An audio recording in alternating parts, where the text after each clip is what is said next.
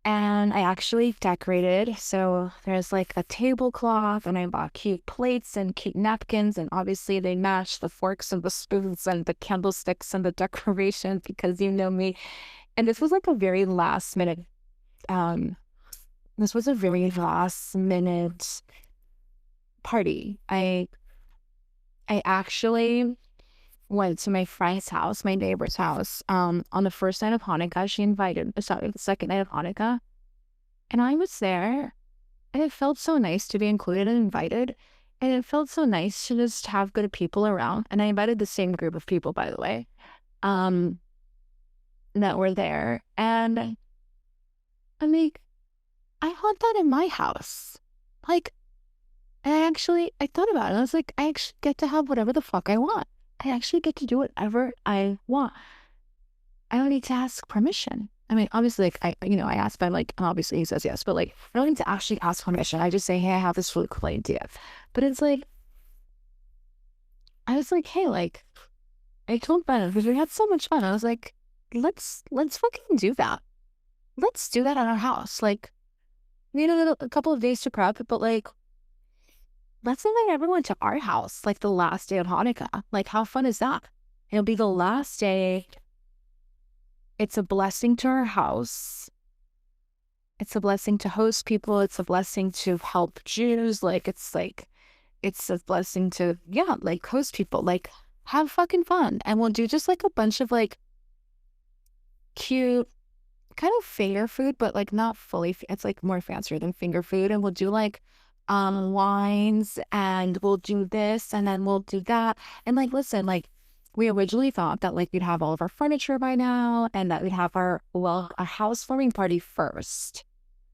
Um, we thought we'd have it first. We thought we'd have it on December 2nd, but we didn't actually take into consideration when we moved into this house the beginning of November, how long it would take for me to decide on furniture and themes for rooms, but also it's Christmas and everything's taking forever.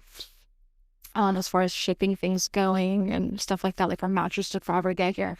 And so we thought we were going to have like our welcome party, I keep calling it that, the housewarming party first, and then we're going to have a Hanukkah party. But it didn't end up working out that way. And I also had to remind myself, it doesn't have to be lavishing and over the top all the time. Like, I was like, because I have the perfectionist inside of me that's like, I wanted to do the Hanukkah thing, and I was like, but I wanted the first party to be like the housewarming party, and I wanted it to be over the top, and I want it, and for that, I want the house to like, all the furniture to be here, right?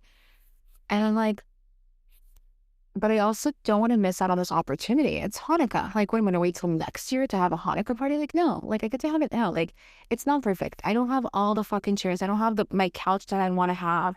I don't have like everything that I want to have, but like, I can just do it with what I have and make the best out of it, rather than waiting. I've been overcoming my perfectionism. I make choices every day, right? Where I love it to be perfect. I want it to be perfect, but I don't want to lose out on an opportunity completely because I wanted it to be perfect and wait an entire fucking year. Like, sometimes yes, but sometimes no, right? Like, if it was maybe a wedding venue, like, fine, I'll wait another year. But like this, no. Like, let's just create happiness, for our people and our neighbors. So I'm really excited. Tomorrow we have, I don't know, do we count the little humans too? Like, I feel like they also count, but we have um 3 couples coming, and 2 of them have kids. There's gonna be 4 kids. And there's 2 other guy friends that are coming. And I feel like that's good. I feel like, yeah, it's a little bit more than 10 people. It's like between 10 to 15 people. There's 2 babies, 2 kids. I'm like really excited. And so here I am. What time is it? 2:40. Leave it to me to be 2:40. And I've been fucking cooking. And Benny is sleeping, and I'm just having a fucking ball. I've decorated this room. I've cleaned the house. I've moved through the furniture. And I'm like so excited. And we went to the mall yesterday, and I picked out an outfit. And like, how fucking fun does life get to be? How fun does life get to be where you actually decide to be the main character of your life? And you decide that, like, no, I'm the fucking main character. I'm not the fucking supporting actress. I get to have this shit the way I want to. I get to have this, like, like the good guy wins. The good guy wins, man, at the end. Like, you get to have it how you want it. It always gets to be bigger and better for you. Do you know that? But you have to choose it. You gotta fucking choose it, man. Like, that shit's not gonna choose you. It's just not. That's like me keeping it real. Whatever you don't have, you get to create. Whatever you can have growing up, you get to create. You get to create it. But you gotta choose it. It's not gonna choose you. It kind of already did choose you. It's available to you if you decide that you want to tap into that field. It's just a matter of if you actually want to tap into it. So that's what I wanted to share with you guys today. I'm very excited for my Hanukkah party that I guess is starting in a couple of hours. And I'm just like, I'm full of love and happiness. And I get to create with my husband and with my friends what I don't seem to obtain within my own family dynamic. And it's tragic in one sense, and it also gets to be beautiful on the flip of a coin. You know what I mean? So I hope you enjoyed this podcast episode. Yeah, this was for the Black Sheepers. I love you so much. Create. Just fucking create, man. It's a higher vibrational frequency. Definitely check out my masterclass Triggered, and I'll see you in the next episode.